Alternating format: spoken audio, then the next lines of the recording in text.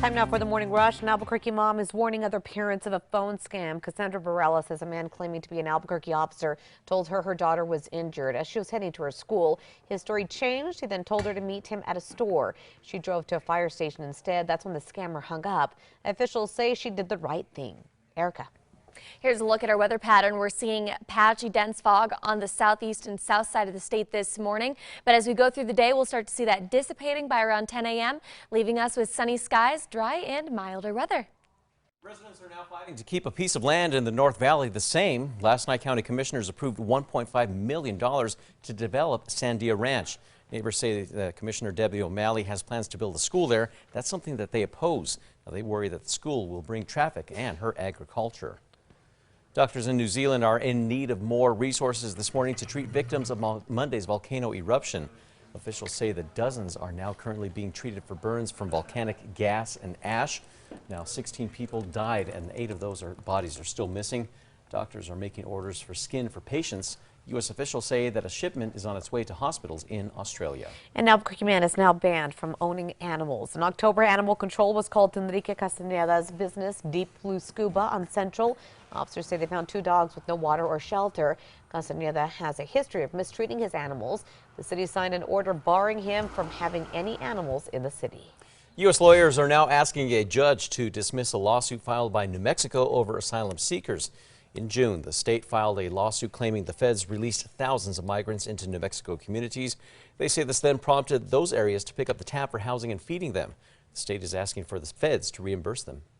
An Ohio man beginning a 6-year prison sentence for helping his girlfriend plan a terrorist attack. Authorities say Vincent Armstrong and his girlfriend wrote down their plans to carry out a mass shooting.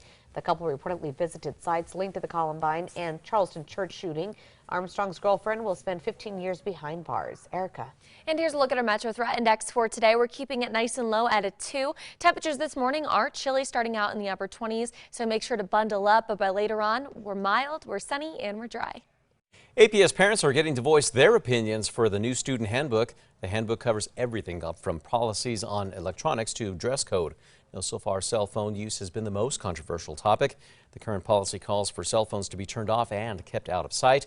Tomorrow is the deadline for suggestions. Plans for housing development on one of the last pieces of farmland in the metro are moving forward. Last night, city commissioners approved a zoning change to the 300 acres of farmland near Coors and Rio Bravo. The changes will allow for the construction of approximately 450 homes. Several Native American tribes in the state will now be splitting millions in federal funding for affordable housing. The U.S. Housing and Urban Development Department announced yesterday that New Mexico tribes will get more than $36 million. Officials say the funding will create about 1,200 new housing units for low-income families on reservations. City of Santa Fe plans to move forward on a $20 million pipeline. The New Mexican reports City Council gave a green light for funding to begin on the roughly 17-mile pipeline.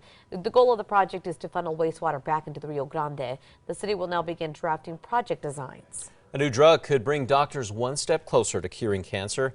Doctors say the drug targets tumors with great precision. Now, tumors shrank in 61% of the 184 patients that the drug was tested on, and cancer growth was halted longer than with current therapies.